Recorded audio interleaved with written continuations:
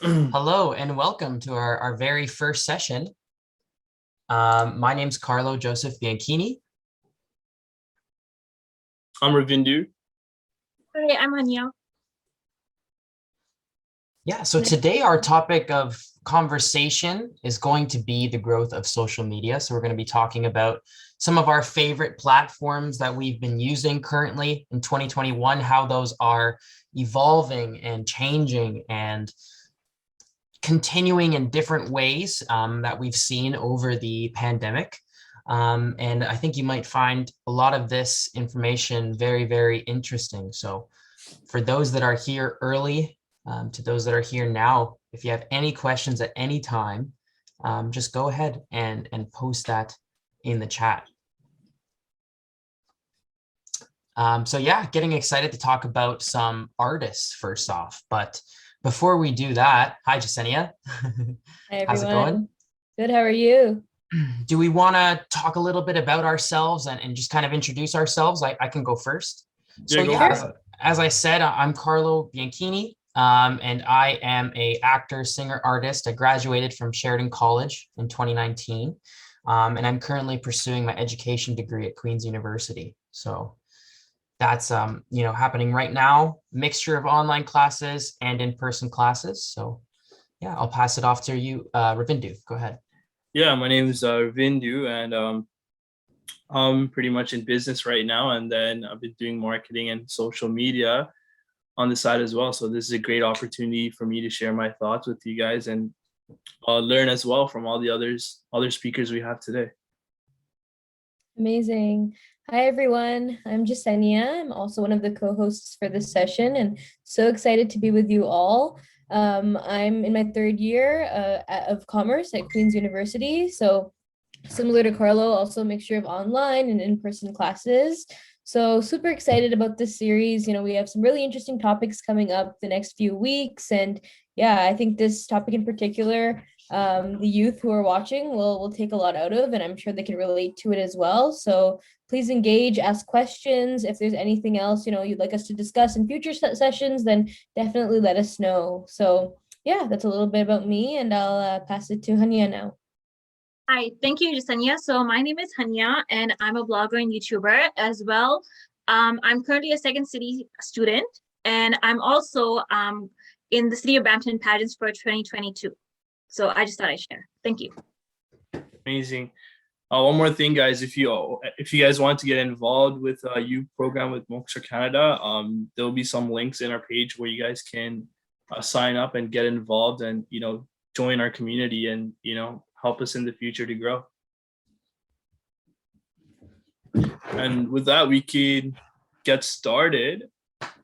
Who's starting first? Carlo? Yes. Well, so we actually have a question to start off first. And the question that we're going to be focusing on today is, how has social media affected your choices and preferences? Now, I know for myself, I definitely spent a lot more time on social media over the pandemic. I think apps like TikTok, at first I was a little bit hesitant on downloading because I thought it might have been for those younger generations. But as I got into it and gave it a try, I definitely see the positive aspects of it. And that's another topic for another day too, positive and negative aspects of social media. But it's definitely given me, let's talk about the For You page, right? So the For You page is so specifically designed to what you want to see and what you want to pay attention to. So if you want to fill that up and fill your time with motivating, driving, positive things on your For You page, that can actually be really, really beneficial and really, really healthy for you. So I have found this to be my TikTok, aside from the small moments of comedic relief, of course, that are in there. It's a great place for artists. It's a great place for those who love fitness and love to motivate others to do that. It's a great place to find recipes. There are so many things that you can find on TikTok. And that's just one of the apps that we're going to talk about today. And I found that it's really influenced a lot of my choices moving forward throughout this year. One in particular was I was inspired by this challenge that I saw for the first time on TikTok called 75 Hard. I don't know have any of you guys heard of this before? Yeah. No, I have not. Okay, so this is a very interesting challenge that was going viral on TikTok for quite some time. So 75 Hard is a mental toughness and workout program that was designed by Andy Friesela, and he has some really great works and books and things out, and you guys should definitely check him out. But essentially what it is it's two 45-minute workouts a day, and one of them has to be outside. And that's just the basis of it. There are other things to it, such as cold showers or reading 10 pages of a nonfiction book every day, something more along your lines, Ravind, do like entrepreneurial, that kind of Yeah. stuff. Yeah. But Waking up early, sleeping early, all of that yes, stuff. yes. And it's all about building good habits. And I completed that this summer, and it's because of something I saw on TikTok. That's Yeah. crazy. So yeah, I feel like it's all about what's specifically designed to come up on your For You page and how you interact with those videos. If any of you guys want to interject. That's a good way how to keep yourself mentally and physically fit. Absolutely. Yeah, no, Yeah. I think it's, really like transcended all boundaries. TikTok is something that, as we can see, a lot of the other social media pages like Instagram Reels and YouTube, they're all kind of taking inspiration from it because of how it really just skyrocketed in fame during COVID. So I think from, dressing styles and the music we listen to and what's on the radio, it's all influenced by them. And I can say definitely for me, like the choices and preferences is a huge thing. I follow a bunch of like fashion bloggers who post their outfits on there, a bunch of people who do cooking recipes and really help to keep me like on the right track through quarantine, giving like simple and easy recipes that were also healthy. So it's kind of like your one-stop shop for a multitude of things, and everyone, no matter your age or your interests, can find something that they like on social media. And I think we'll go into it more, but how you can really grow your own personal brand and your business through it as well. Yeah, we'll be covering that too. Yeah, those are some great points. I also wanted to say, I think for us, we actually grew up with social media, right? So it's crazy to see that nowadays, like almost every single business in the world is pretty much using social media. And if you're not, as a business or as an influencer, you're kind of way behind the curve. So I think social media, it just became like something like, just before it was more like a messaging app, something like that. Now it's becoming more like a business, somewhere where you can grow your influencers. The possibilities of it is crazy, especially with COVID, as you guys know, as everyone being home. I think it gave a lot of opportunity to these social media companies and those people that are really, taking advantage of social media. Their businesses actually grew more, right? Because more people started using TikTok, Instagram, Facebook, and they tend to use it more, right? So social media, like if you really master this, number one, I think you can make a lot of money. You can help a lot of people. Pretty much you can do anything. You can create a community with people around the world that you could have never met before, right? I agree. Most of the programs I found throughout this year and most of the trainings I've been to, it's all kind of social media. It's like my resource. And other than that, it's like for my own, like for my personal branding, it's like if you wanna get people to know you, you have to use social media as a tool. So I agree with that. And even I often see wild recipes on TikTok, and when I see those, I'm actually eager to try them myself. So it's like whenever you try something different, it lets you, it influences your choices like in the very simplest forms. So it's like you don't notice it, but it's like social media has a lot of effect in our daily lives. Yeah.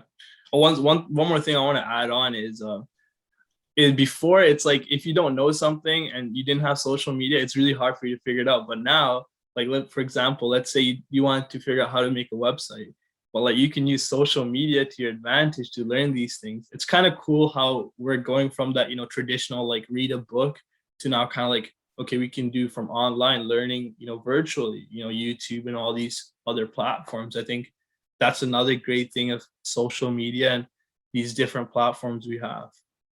Yeah, absolutely. Sure. Yeah, great points, everyone. And I think a huge takeaway from that is the fact that over this pandemic, here we have this multitude of apps, this huge social media entity in our lives now, right? And nothing but endless scrolling and endless videos. And so how can you as an artist, as an entrepreneur, as an individual represent yourself in the best way possible so that you get noticed? Because everybody wants to be an influencer nowadays. Everybody wants to have that Instagram account at 10K. Everybody wants to have TikTok viewers and followers, right? Like everybody wants to do that, but how can you kind of stand out? So we'll also touch on some of those things today. So good to move on, everyone, I think, right? I think that's a nice little touch on that topic, and we can always circle back to it, which I'm sure that we will. Absolutely. And we have the live chat going, so I'm monitoring the chat as well. So great. If anyone from our audience wants to, you know, put in any of their comments as well, please feel free. We'd love to read them out. Perfect. So I'll interject here for a bit. I definitely wanted to talk about how I noticed artists using sounds on TikTok. So TikTok is great because not only is it a new app that has the potential to make any video go viral, right? I think a big takeaway for TikTok for me this year was finding out some of my favorite artists and some of my favorite songs through the use of when people were using it on their videos. I said, oh, I really like that, 15-second clip of that song that I heard. I'm going to look this artist up. And that's how I got into a majority of my playlists on Spotify. So I think let's touch on some of the bigger artists here, right? So we can't ignore Megan Thee Stallion. We cannot ignore that. I think it was on, or it must have been on everybody's For You page at some point, right? The Savage Dance, the Savage song. This was the song for quite some time. I won't do the dance for you because I cannot do it, but if anyone can, please feel free, and anyone in the chat, if they want to comment. Stay tuned for our next episode where we make the Savage Dance. Absolutely. But I mean, here we have this amazing female artist, but not only that, she's a Black female artist that is in the height of when everything was going on for Black Lives Matter, coming out with this amazing song that people are absolutely going bonkers for on TikTok. It was 27.6 million TikTok videos and growing, right? Using that song. And this is a good indicator of how TikTok works as a platform that can promote artists. So if we're thinking about logistics of just trying to grow your own, personal brand as an artist, for example, or even just as a influencer, sounds are a great way to do that. Even circling back to when I was looking at fitness or motivational style videos for the 75 Hard program, I would see these sounds being used by multiple people in that industry, even trying to grow and grow and grow by using the popular sounds that some of the larger accounts were doing, or even mentioning them. And a lot of people that did these videos to this song gained traction. So there's so many different pathways. And I absolutely had to touch on Megan Thee Stallion because I thought that was definitely one of the videos that I saw coming up on my For You page quite often. Next, we cannot ignore Olivia Rodrigo. Perhaps a little bit more recent. I still probably play Good For You every single day at the gym. And she's probably one of my new absolute favorite artists that, again, I would not have heard if it wasn't for TikTok. I mean, if we take a look at some of her stats when she first started out, Driver's License was a song that really kind of helped her gain traction. And people liked her then. And then Good For You came out and everybody was like, whoa, this is absolutely like crazy. Like she just kind of switched gears like 100% and became the latest TikTok obsession. Everybody was dancing to Olivia Rodrigo. And I don't know about if you guys want to speak to it at all, but I absolutely love her newest album. There's kind of some hints towards the love triangle and her ex. And that's kind of another thing that you can do when you get involved in some of these artists and creators' lives is kind of get involved in that kind of stuff. But yeah, it's simply it's very easy to discover the latest hits on your TikTok For You page. And that's because it's like you're interacting with a group of friends that are on your phone that like the same stuff as you. So you're scrolling and you're like, oh, that interests me. Like, then the algorithm goes, okay, I see that. I'm going to take that information to you and show it to you in 100 different ways, right? And from 100 different people. So I couldn't not talk about Olivia Rodrigo. Doja Cat coming in with 263 million views from her YouTube videos because of the dancing trend that went on from people using the sound on TikTok. So this one is a really interesting example because here we have multi-platform, cross-platform connections for artists. So you got a snippet of the song on TikTok. People did a dance to it. People knew that song very, very well. Say So was very, very popular just a little while ago, especially during, like it says here, the early days of quarantine. And so people were going to TikTok, using her sound, doing the dance, transitioning over to YouTube and getting that 263 million views on Say So on YouTube, which is just, that's a goal as an artist, right? To have your video not only hit 1 million views, but 263 million views, that's unheard of. And again, because of something that happened on TikTok, this new growing platform. So another one that we have to mention. Oh yeah, go ahead, Ravinder. Yeah, I have a question to add there. Is do you think that TikTok is like, because back then, before TikTok, artists just post their music on, YouTube, Spotify, and other music platforms. But I think now, because of TikTok and all these different dances, do you think artists are making music that are like more like catchy, more like, vibe, more like, dancey and stuff like that? I think if you look at it, the artist, that's what the culture is kind of moving to now, right? I think it also gives an opportunity for like upcoming artists, if they want to become really big, they have to get on TikTok and, make those catchy songs and they get that possibility blow up. Yeah. I remember before TikTok, there was Vines, and due to what I know, Shawn Mendes became famous because of his Vines, and now it's like TikTok is more newer and more technical and a better platform for artists. So the way I see it is like how we're getting new artists to come up now in the media. It's because of the way how TikTok strategy is as compared to the artists that were using YouTube and Vines that were like, I think they were 5-6 years ago as compared to the apps now. That's a great, sorry, go ahead. No, sorry, go ahead. No, you go for it.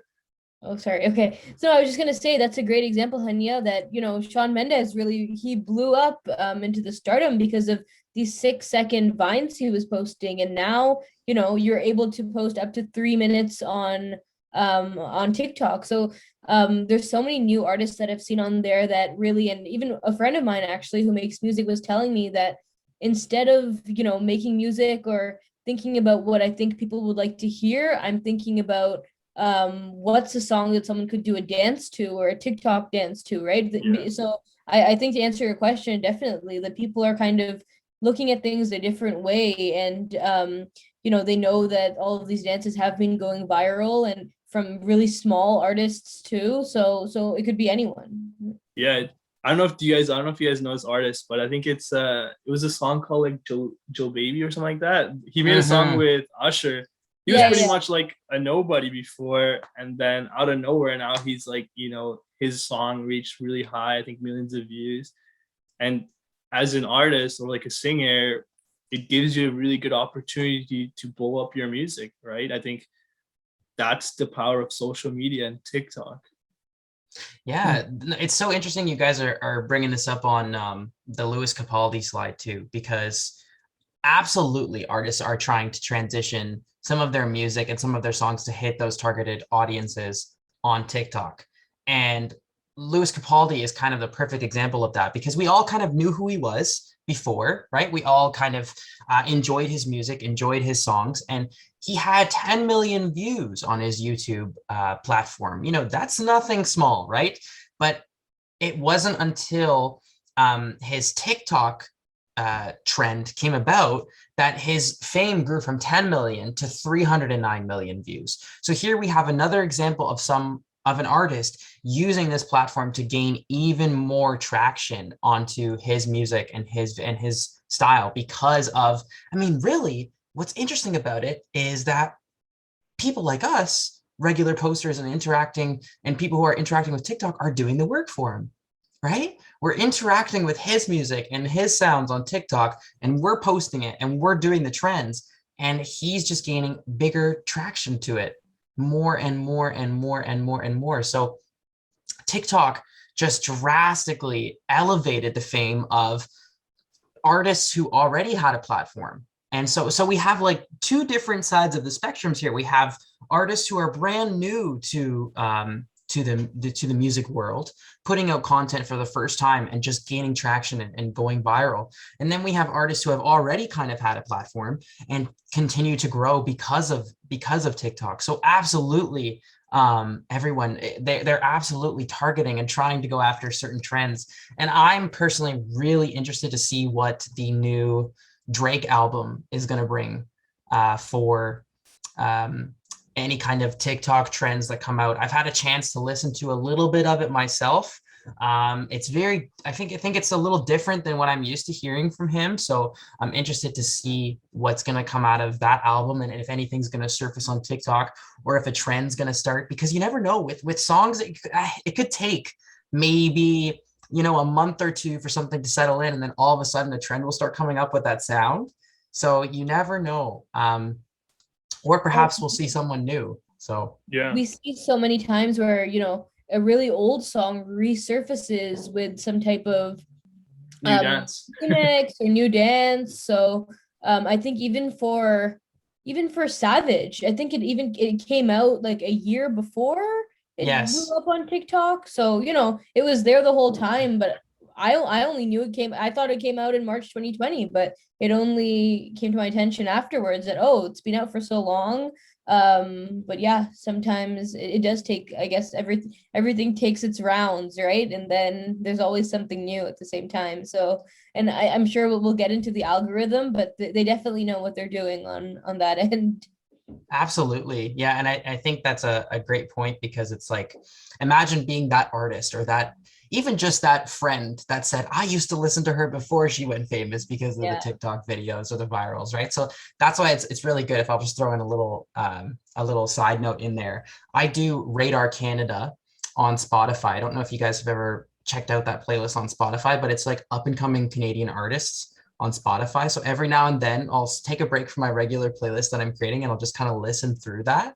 And it's really interesting to see those transition into songs or hits that kind of end up going viral, or like mini viral, or just kind of doing well. So that's a little thing I'll throw in there too.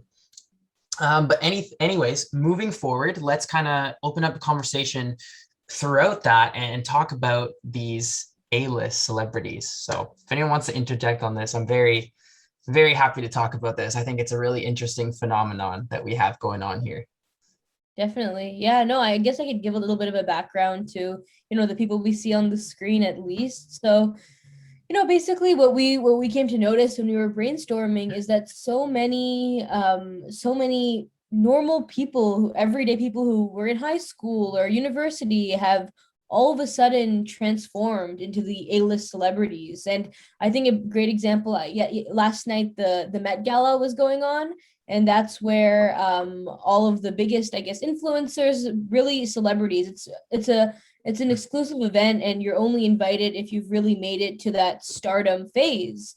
And what was interesting to that event last night was that there were so many people from YouTube and TikTok that were there, and some people on social media were even questioning, saying, oh wow, like for example, who we see in the top left corner, Addison Rae's only been popular for a year or so. How all of a sudden is she invited to this event where there's Rihanna and Kim Kardashian and all of these people that have been in the industry for years? But I think it really just goes to show that the power of social media can really take someone from, I know Addison Rae was just a normal college going girl, or she was about to start, and then all of a sudden after posting some, dances. And also I'm sure the algorithm was in her favor, and she used a lot of sounds and trends that were popular.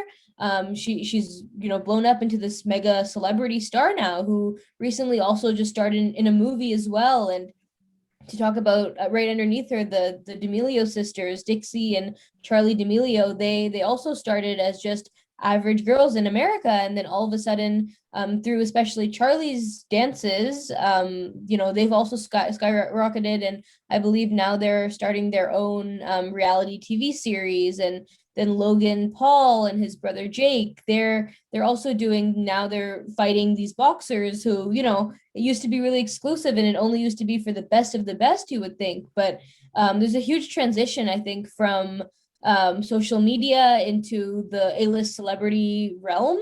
And yeah, if anyone else wants to expand on that, please. Yeah, I think like you said, it gives an opportunity for pretty much anybody living at home with internet and a phone or a computer to become a celebrity, right? It like, almost, if you're very creative, like you can entertain people, you have a chance of blowing up because of these social medias. I think it's really crazy. Like, if you look at Bella right there, right? She just did like the face stuff, correct? And then from But that, we should probably say, sorry, Ravindu, we should probably say it's underneath Bella Porch is underneath us on the camera. I don't know if you can see it on the live stream, but that is Bella Porch right just underneath us. Yeah, so Bella Porch is there. She did the face stuff, but from doing that, she created like a hit song, right? And it's crazy because these, everyday people, if like they blow up from one video, they go from, blowing up in a video, they start making, being in movies, making music. So nowadays it's like Hollywood can almost be in front of you on your phone, if you really think about it, right? Before, if you wanted to be an actor, you got to go to Hollywood, you got to go to some movie studio, you got to really take it there. But nowadays, if you really kind of are growing on social media, you have the opportunity to kind of be like that. So that's my thought on Absolutely. that. I agree. And it's like the networking that you do on social media, it's like that's what's getting all these influencers into Hollywood too, right? Because think about it, if they have like 10K followers, and let's say if a celebrity approaches them, maybe one or two, or maybe more than that, then they're right in Hollywood. So it's like you don't need any audition. You could just get in there depending on your followers and engagement and all these things.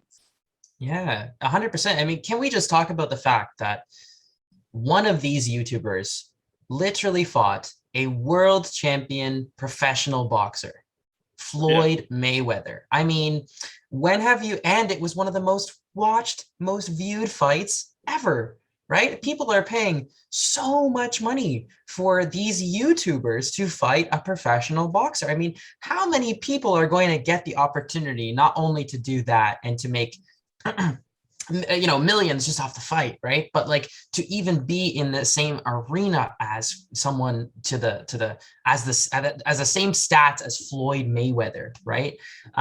So Jake Paul and Logan Paul, they're certainly kind of coming up on the boxing front, and I'm kind of interested to see what's going to happen with that.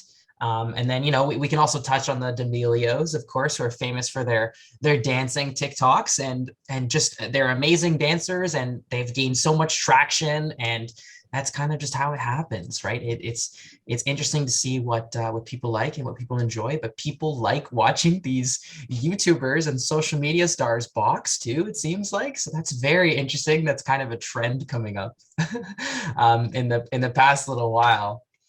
So let's move on, I think, to the algorithm and how we can go about growing our own social media, and specifically focusing on TikTok. So Hanya, I'll pass it over to you. Yeah, thank you, Carlo. So when it comes to TikTok algorithm, for a person like myself, when I first started my TikTok account, there was 3 options there. You could have the regular account, you could have a business account, or you could have a creator account. So I went for the creator account because I feel like that's more of my area than rather having a business account, because I'm not that much of a business person, but I'm more like a creator and a content creator. That's what I do. So some of the things that you have to look for is the TikTok ads, because technically you could create ads on any social media. That could be Instagram, Facebook, the list goes on. and TikTok. So that's one of the things. TikTok Reels, because that's how you're gonna get like people to notice you through TikTok, to a 3 second, to a 3 minute, to a 3 second videos. And same thing is like depending on your content of the video, like you'll have like number of views. Because for me personally, I've received about I've done a one air fry recipe called Pakistani style corn air fry recipe, and in that I received about 1,257 views in there. And that is just like, it's like a few like it's like a short video. So that's like, so it depends on your engagement in there, and it depends on your activity. And recently, as I know the elections are on the way, the Canadian elections 2021. So I recently tagged Canada elections 2021 on my TikTok, and I just received awesome comment from them recently. So it depends on like how much you're posting, what is your content in there, and how much views you're getting in there. So it's like if you put something towards like social events as well, that's actually going to get you in there. So it's like try to put everything in there, because everything works on TikTok, in my opinion. Right. So do you think for TikTok then, I've got a couple of questions because I'm interested in terms of how to grow your platform. How do you think you should go about making videos? Do you think you should niche down on TikTok and kind of limit your page to, have a specific niche, a specific topic? Or do you think you can kind of remain open on TikTok? Because I know on YouTube, it's definitely recommended to kind of niche down, but we'll get into that later. What do you think in terms of niching down on TikTok? In my opinion, it could go both ways. Because with me, it's like I have like pretty much like every single thing in there. Like I don't have like a specific kind of niche. Like although mostly like half of my videos are just cooking videos, but it's like on top of that I have like different things too. I have like reviews, I have like whatever I'm doing, pretty much I put it in there into like few in like short videos, or like just like some photos in there. And from there, what I've noticed is even if something that is like something new you add in there, you still get a lot of views in there depending on what your account is. And it's like, yeah, there's this whole thing with the niche thing, but you got to see like, okay, do you want to go for like, do you want to expand your business, or do you like, is it like a creator content creation kind of a situation? Like that's what I. Right. So I think the gist of it is what I'm getting is that you're still kind of going after a target audience, regardless of if there's a niche or if there's not a niche, right? Okay. It works either ways. But it's like, yeah, I agree with you. Like some platforms, like for that, you got a niche down, for some you don't. Right. And do you think shorter videos do better on TikTok, or do you think the longer videos, because they've let you increase the duration of the videos now on TikTok? I think it's up to like a minute and whatnot. What do you think is the most successful for engagement? I would say about a 3-minute video, because then it shows like what you're doing, what your content is, and you get the people engaged in that way. So that's my opinion in there. Great. Okay, so I'm going to move forward now to Instagram. So Instagram is very similar to TikTok, the algorithm of it. So the thing is, you could do Instagram ads as well. You could also do Facebook ads. I'm not going to talk about Facebook today, but it's like you could also do like tons of different ads on pretty much every platform. So the Instagram is about like, the thing what matters in there is like, what is your post about? Do you have an ad for that, and your activity and your interaction activity? So it's like on the likes, on the comments. And whenever you put up a post, again, there's this whole thing of where you have you could do Instagram pages, or you could do just like you could have a personal account. It depends, up to you. So it's like if you have a page, you'll definitely see algorithm there. But if you have a personal account, you don't see algorithm in there, because it's up to you. You could make it personal, you could make it private. That depends on you. Anything you guys want to add? Yeah, I'll add something. I've been using Instagram to, for my personal use, and then also for businesses and real estate agents, because I help them with marketing, right? And I think Instagram is a very great tool if you are a business owner. And I'll give some kind of tips while we're at it, because I think a lot of here are watching, maybe want to grow a business, or maybe they want to learn about this so they can help somebody, right?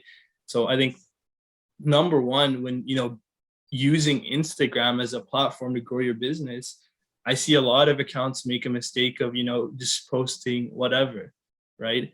And that really hurts your look, right? Because in Instagram, everything's about the first 20-30 seconds when they first go on your page, right? If your page is really nice, it's clean, they're like, oh, let me check this out, right? So I think Instagram is a very great tool to use for businesses. And another great thing about it is Instagram has ads you can run, right? Later on, we'll talk about those. And those ads, you can really like, specify where you want to go. For example, if you're a real estate agent and you want to sell a house, you can pinpoint exactly people that are interested in selling houses and pinpoint people that are in your area, right? So imagine posting an ad and spending only $3-4 and doing that, where back in the day you'd have to spend a lot of money to be put on a billboard or something like that, right? It's kind of crazy to think about how we're going from the traditional marketing. Like Sorry, often real estate agents, what I've noticed, like even from my page, I often see them following me, and it's like I don't have any interest in there, but it's like they just like start following whoever they see. And there's a lot going on about cryptocurrency as well, but there has been in the news that it is a scam. So please try to avoid this, because that's also that comes in another situation. But the thing is, it's like, yeah, like you, as long as you have a good following and stuff, like you don't need a billboard for that. You could just get it through Instagram, and plus there's Instagram stores that you could also do. Yeah, exactly. And like I was saying, it back then, it used to be the traditional marketing, like door-to-door sales, or like you'd hire somebody to go market yourself, right? But now you could just hire one person and they can pretty much run a whole marketing firm for you and run it through your social media. It's kind of crazy to think about how we're changing so much, right? If you guys remember, even before COVID, we never used Zoom, right? Imagine we never thought that we would like go on Skype, not go on Zoom and do our classes or university and have meetings. But now I think Zoom gave an opportunity. It's another platform that gives us an opportunity to work from, different areas in the world, right? And, attend places that sometimes we can't attend. So I think it's really crazy how I agree. And you get to meet so many different people on Zoom by just sitting at home. It's a good way to connect, network, and all these things. Exactly. Yeah, I think it's changed, there could be a whole nother session on that, but even the workplace and how, the full return to in-person work doesn't necessarily have to happen. And now even getting into that, then, a lot of people's jobs, I know people that have actually ended up quitting their 9-to-5 job and now are just full-time on social media because they are making such a steady income from it. And there is so much growth going on in their channel. So yeah, I think that's definitely a good point. And the algorithm too, the way that it's formed, I know it's different based on what type of social media you're on, but it's really interesting that they're all somewhat connected. Like, for example, if I'm looking at something even on Google, maybe a certain site or like clothes, for example, I'll see an ad for it a few hours later on TikTok, and I'll see the same ad on Instagram. So, or maybe not something exactly the same, but something similar that they know that I like. So it's really interesting how all of these platforms are connected, and they're all like, kind of storing some information about your preferences and what you like. And I guess then that's what creates the algorithm. Yeah. And I also want to add one more thing. If there's anybody on the chat on Facebook, feel free to ask any questions about, growing an Instagram account or, techniques. We can definitely answer your questions. And one more thing, if there's any, young generation of people watching, like, Gen Zs, millennials, or even, older people, I think it's very good to, to go on these social medias and learn it, right? Because it gives you kind of an opportunity to, I think, from the business aspect, to make money while being at home, right? If you look at COVID, what happened to a lot of people? They lost their job. But like, if you're, an influencer or even, using Instagram or social media to make money, you'll still be making money during COVID. So that's a great opportunity for, a lot of young people to learn and take advantage of. Absolutely, you guys. I love these points. If I can even just ask some questions and maybe talk about this a little bit. I've seen recently, I mean, let's just talk about Instagram stories and Instagram reels for engagement, right? Because Instagram has so many different ways with how you can interact with the app. You can post, you can put stories on your page, you can put now your stories on your main page and keep them and highlight them, right? And then you can also do reels. Yeah. What do you guys think is the best way on Instagram now to grow your page? Because I'm hearing a lot of people talk about stories, posting hashtags with your stories, because that can gain traction through a lot of accounts. And then I'm hearing a lot of people also mention now using reels, because reels is kind of along the same lines of TikTok. You can endlessly scroll through the videos. And again, the algorithm is very similar because the algorithm will recommend things that you want to see. How do you guys feel about the reels In and the my stories? opinion, if you're referring to hashtags, what I'd say is like, because I know people who have their own businesses. And one thing what I've seen, like if you want to get customers, if you want to get people to come to your account and actually see your stuff, hashtags is much. Doesn't matter if you're on Instagram or TikTok. It's just that's the way how you get people to attract them to come to you. And then for the thing with reels, I think reels has become like a competitive thing now, because it's like every social media platform has reels, and I think it started from TikTok, because they were first like 3-second videos. Now every platform wants to do the same thing. Right. Yeah, I would actually, yeah, I think that's a great point. I think personally hashtags is a big part to do in it, but I also think that reels, it gives that really good opportunity, because nowadays everybody's like, want to watch something quick and get it over with. You know what I mean? Like they like to see something short, entertaining. First 30 seconds, if they're interested, they're going to click your page. Right. So I feel like that the reels, they kind of, did the same thing as TikTok. TikTok kind of did the same thing as Vine, if you want to go really back. Right. I think reels really give you an opportunity to grow with the use of hashtags, because you can actually use hashtags on reels too. Right. So I think reels on Instagram is a really great way to promote your business, right? As well as, show people the creative side of you, right? And that's what I think. Absolutely. So it seems like we're just kind of growing and expanding and improving on existing ideas from other apps that maybe have not survived or will survive the test of time. Great. I feel like we could do a whole session on just hashtags. But I'll move a little bit into YouTube. I have some experience in YouTube. I've had a YouTube channel for a little while now. I'm trying to push it towards that 6K subscriber mark. So if anyone who is watching here wants to go check out my YouTube channel, it's Carlo Joseph on YouTube. Just type that in.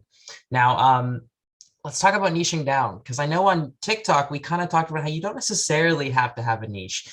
Now, with YouTube, most people are going to tell you you need to have a niche. You need to be a food channel. You need to be a vlogging channel, which is like the hardest to break out into and get traction with, by the way, is a vlogging channel, right? Ravin, I'm sure you can agree with that, right? Yeah. But to be honest with you, I have had my YouTube channel for a number of years now, and I don't think I have ever niched down. And I have quite a few successful videos on there. And one of them was from when I was younger, and I kind of operated a bit of an exotic animal rescue for quite some time. And I made a video of my animal room, and that gained over 200,000 something views, which I would say is, pretty successful for one of a small channel's first videos. Then just recently, I posted a video about a side business that I was doing during my summers. I learned how to detail cars. And I thought I would share some of the knowledge that I learned on detailing cars on YouTube by posting a video on how to clean cloth car seats. And that gained some traction. So if you go to my channel right now, you will quite literally see both. You will see an animal video and a car detailing video in the exact same YouTube.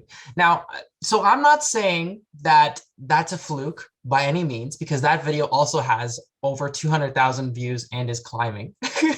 But it's interesting how even after just some time has gone by, YouTube has recognized both of those videos and said, this is useful information. People obviously enjoy watching this, and they've put it out there. And that's one thing that kind of is the same as YouTube as some of these TikTok and Instagram things. But I think more so with YouTube is that YouTube growth happens from YouTube recommending your content. So with other platforms like TikTok and Instagram, they're putting your content in front of other people, yes, based on the engagement.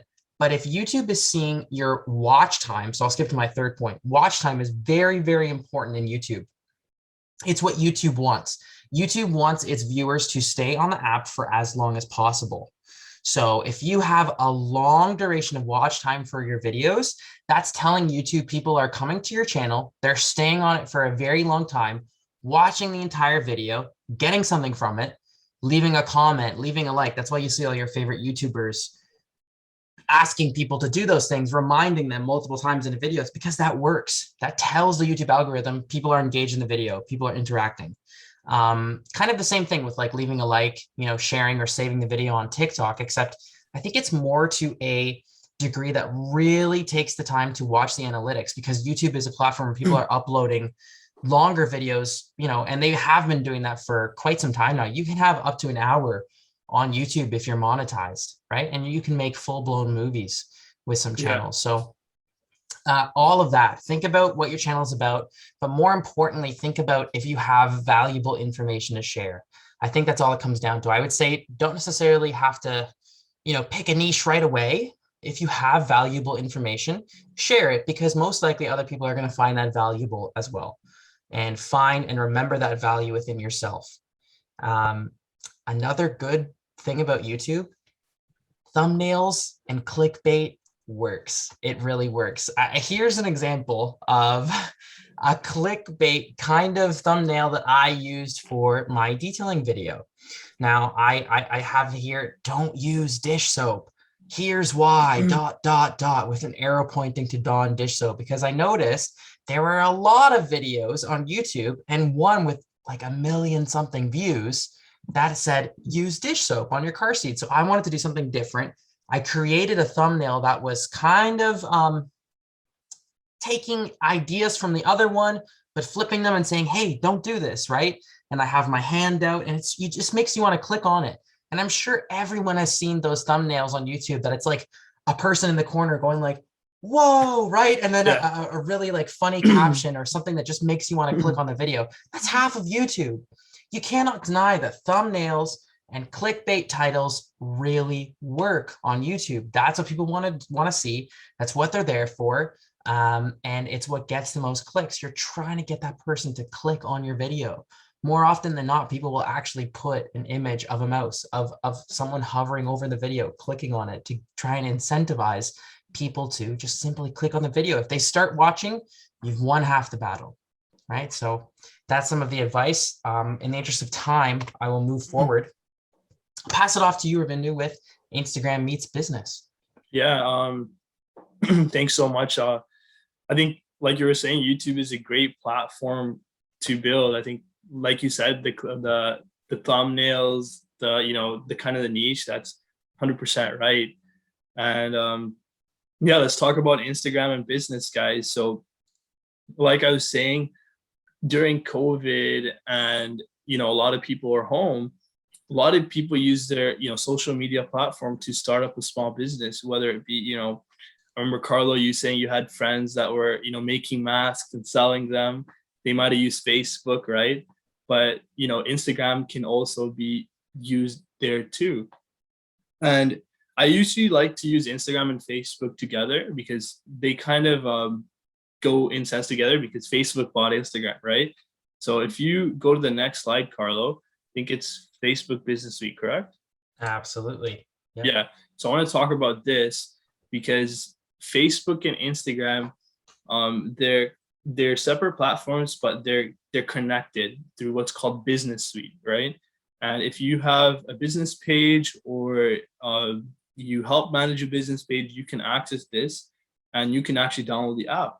So what's great about this is it's pretty much a software that Facebook created, and it puts both Instagram and Facebook in one app, right?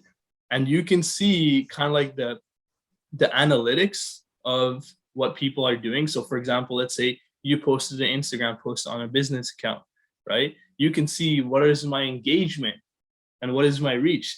For example, let's say you reached 1,000 people, but one person liked it, right? So like, what is that telling you? It's like, oh man, I gotta change stuff about my post. So I think this is a really great tool if you're a business owner. If you're thinking of becoming a business owner, if you help run a business, or you want to eventually get into this, start learning this platform, because it gives that great opportunity. Another great opportunity about this is back then, if you were going to hire somebody as like a marketing manager, or like somebody to manage your page, you would have to give them your Facebook account, right? Pretty much, in the sense, like your page account. But now with Business Suite, you can actually add them as like an administrator, and they can manage both Instagram and Facebook accounts, and they can reply to all the messages that come through from their own account, but using Business Suite. Isn't that kind of crazy to think about? So the two apps are connected and they're interchangeable in terms of when you reply to one, it's replying on both platforms? No. So for example, let's say, Carlo, that you sent me a message on my Instagram, right? Mhm. And for example, let's say I'm a manager for Moksha Canada, and I didn't have Instagram downloaded, but I had Business Suite, and I was given access to Business Suite. So I can actually reply from Business Suite as Moksha Canada to you, Okay. right? Okay. Without getting the access there. And another crazy thing about this is Facebook Suite also allows you to run ads, right? Like advertisements of, for example, let's say you're trying to sell something and you have a specific niche, right? Let's say like bicycles. You can actually search up like Canada, or like Edmonton or Toronto, and you can search up people interested in bicycles, and I'll show you what like your niche is. For example, it might say 200,000. Well, there you go. That's your market. And now you can start running these ads daily, or like, once a week. And Instagram and Facebook, they will run it automatically for you. And you can do it on both, right? Have you guys been flipping through the Instagram stories and sometimes the ad comes up? Yes. Yeah, All the I time. noticed that. That's how you do it, right? I think this is a great tool for business owners, for young entrepreneurs to learn it. Another thing is you can save a lot of time by using it. For example, let's say you're going on a 1-month vacation, right? But you are an influencer, so you have to post stuff daily or weekly. What you can actually do is you can create the post beforehand, and you can put it on Business Suite as kind of like a schedule. So it'll post automatically on the time that it needs to, right? So it saves you a lot of time instead of doing it one by one automatically, right? Mhm. And another thing, sorry, Sorry. go ahead. No, I was just gonna ask you a question then. So do you feel like sites like Kijiji, for example, are dying due to the fact that there's 100%, Instagram? yeah. Okay. I remember we talked about this before, because if you look at Facebook, they pretty much are everything, right? Yeah. They have a marketplace where you can kind of sell stuff. And a lot of us young people, when we're buying new cars, guess where we look? Facebook Marketplace, because it's so simple, because it's kind of like everything's in one, Yeah. right? So I think these platforms, they're becoming like, before it was just like entertainment, now they're becoming more like everything, business, entertainment. And it's convenient too, because at the same time, instead of like taking 2 hours to make a Kijiji account, put in all the ads and everything, you're just doing it on Facebook. It saves a lot of time. Correct. It does. And also, if you're a Twitch streamer or like a gamer, Facebook is actually kind of going in towards that too. It's Facebook, live streaming and kind of gaming there. You guys probably seen a lot of gamers Yes. Yes, we've touched about this, and this is something I find extremely interesting too, because Facebook gaming has gained so much traction over the past little while. We have these streamers moving from platforms like Twitch, which have been known for streaming for quite some time, now moving into Facebook gaming. So I'm so curious and so interested to see where that goes as well. Yeah, It's a business. It's a business as well. It is a business. It is a business, and I think the main reason is just Facebook just really got on the idea of, why don't we just make everything in one? Because people like stuff simple, right? Why do you think, stuff like Skip the Dishes blew up? because Right. it's hard to say, but people are lazy. They don't want to go out, but we want to stay in like one area and do stuff, right? For example, in our Right. apps. I think if you're looking to start a business or anything, the key thing is convenience. Convenience is something Correct. that will never get old or go out of style. That's what people want, right? Time is money, people say, and it's true. If you can accomplish the most in the shortest amount of time, people will always go to that. So if you're able to check your social media while at the same time looking at if you can buy something through Marketplace while at the same time having your business account linked, then it's all interlinked. So Absolutely. Yeah, it's all in Convenience one and place. accessibility, Yeah. right? Exactly. And Yeah. Facebook, just like they took it before anybody else can take it, right? So I think that's kind of where they're shining. And I feel if you don't use these platforms as a business owner or as an entrepreneur, you're kind of way behind the curve, right? Sure. Because nowadays nobody really, like, let's say for example you met somebody and they're like, oh, this is my business, and they give you the business card. The first thing you do is you try to search them up and find their business online, right? Yeah. And if they don't have a nice platform, guess what? You're most likely going to lose a customer, lose a sale, lose somebody that could have been led to something. So Yeah, that's absolutely. why reviews are a huge thing too. Like It- I it actually did do a 100% is. business. It was social enterprise. It was a thrift store. I actually did do it during the lockdown. And one thing I noticed is when I posted something on the marketplace for a little while, I got like responses like right away. People were right away ready to buy the books, the decor, and all these things. And although I couldn't actually put it on the Facebook marketplace due to a few regulations, but the response in there is like pretty quick. So as an entrepreneur, it's like you should definitely look into the Facebook marketplace. 100%, great. yeah. And That's great. as a youth, like, because this podcast or session is aimed for younger generation youth, Gen Zs like ourselves. It's really good for us because we kind of grew up with technology, right? So we can really get a handle on it easy. And for us to learn this and do much of it as we can eventually, like, you have an opportunity to create a business from using these platforms, right? So yeah, that's my idea. Do you guys have any questions in the chat, or Carlo, do you have any questions, anything to add? Now, with Facebook gaming becoming a thing for streamers, right? If we can kind of just flip back to that.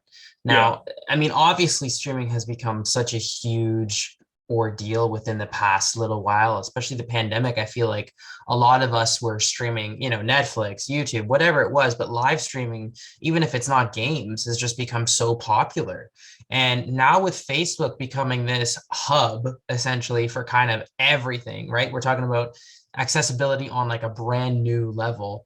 How do you think other platforms like Twitch, for example, or even now we have YouTube doing YouTube live, right? I know one of the biggest streamers on Twitch, Tim the Tapman, if anyone is familiar in the chat, if anyone's familiar, let me know. But he has just switched from Twitch over to YouTube now. Do you think Twitch is going to survive? Ravindu, like I'm super curious. And also, folks, just give me a sec. I'm going to switch screens here for a sec. So I'll just open it up to us. But yeah, honestly, Carlo, I think it's really hard because for Twitch, they're only on one thing, right? And that's streaming. But if you look at these other platforms, they're kind of trying to do everything, right? Even with if you look at in TikTok, people have started doing streams there too. Have you guys noticed that? Like they started to stream their games and stuff there as well. Oh yeah, exactly. It's crazy because if you're not following the that trend of changing as a business, it's going to be really hard for Twitch to survive. So Carlo, honestly, I think in the next couple of years, if Facebook gaming and YouTube live, if they keep growing the way they are, most likely Twitch will end up dying. Right. I mean, it's understandable. I mean, I do enjoy the platform for some things. I think that the link between my Amazon Prime subscription and my Twitch Prime subscription is neat and fun. But honestly, with the use of Super Chat in YouTube now, and being able to pay streamers and give little donations just off of Super Chat on YouTube, I'm super interested to see where that grows. And then Facebook gaming as well, just being a platform that it's nice because, you know, you can get some work done, take a break, and then hop over to Facebook gaming on the same app, right? Exactly. I mean, that's just such an interesting idea to me, and I think that's kind of where we're headed in the future. I'll ask you guys one more question before we end it off here. Right. I know we have like a couple minutes. What do you guys think these social media platforms, what do you think they'll go towards next? I know we talked about marketplace, we talked about business. What do you think the next thing they will do? Wow. So I know it's a hard question. Maybe in chat, Yeah. does anybody have any idea? Anybody in chat want to give us some ideas? If not, no worries. It's hard to think about what they haven't touched Well, they yet. haven't, right? Yeah. But you could have said the same thing before TikTok came out, right? Nobody ever thought that people were gonna dance in front of a camera, and you know, Increasing versatility, says Cynthia. Yeah, I think that's definitely a great point. Now, I'm personally interested to see what happens with theater. And I know for like my industry, for example, kind of shut down right when COVID hit. And I'm interested to see what happens in the online presence in terms of theater performance and shows, and if we can improve on that. Zoom plays and like Zoom playwright and theater content creation in there. So I recently just came across it a few days ago. So that's something like I agree that would be really interesting too. Very cool. What if they end up creating something like kind of like Netflix on Facebook? That would be interesting, right? Absolutely. Yeah, I Maybe. can definitely see that happening. Yeah, when you said that, I really thought about that, because I think Cineplex and all those movie theaters are kind of dying right now because of Netflix and Disney Plus, right? So maybe that's the next way for these social media platforms to go. Absolutely. So speaking of social media platforms, thank you so much for being here, everyone, and, you know, inputting some comments there in the chat. Please make sure to follow all of Moksha Canada's social medias here. You have Moksha Canada Foundation on YouTube, at Moksha Canada on Instagram. If you're here on Facebook, Moksha Canada Foundation on Facebook, and at Moksha Canada on Twitter. I'll do a little plug for my own Instagram. I'm at Carlo V. Joseph on Instagram. You guys want to do little plugs for your socials? Yeah, Ravindu133 on Instagram. Yeah, I'm Hunky Travels on Instagram. And I don't have Instagram, but you can find me on Facebook. I'm Jasenia Raman on Facebook. So feel free to add me. And again, we're really looking forward to this series. Thank you all so much for coming out today. And just to give a brief intro for our Thursday session, we'll be delving a little bit deeper into the good side and the bad side of social media, and really just digging up some stuff from there and talking about, you know, the pros and the cons. I think today's conversation was very enlightening, and we covered a lot about all the growth opportunities that social media can give, but at the same time, you know, there's always a second side to a story. So excited to chat about that with you all on Thursday, same time, 6:30 p.m. Please like, subscribe, and share with all of your friends. We will be also posting this to our YouTube channel within the next 24 hours, so you can also rewatch or send it to anyone else who may have missed the episode. But anyways, thank you all so much. I'm Jasenia, and I'm here with my co-hosts, Ravindu, Carlo, and Hania, and we will see you on Thursday. Take care, everyone. See you guys. Thank you, everyone. Bye.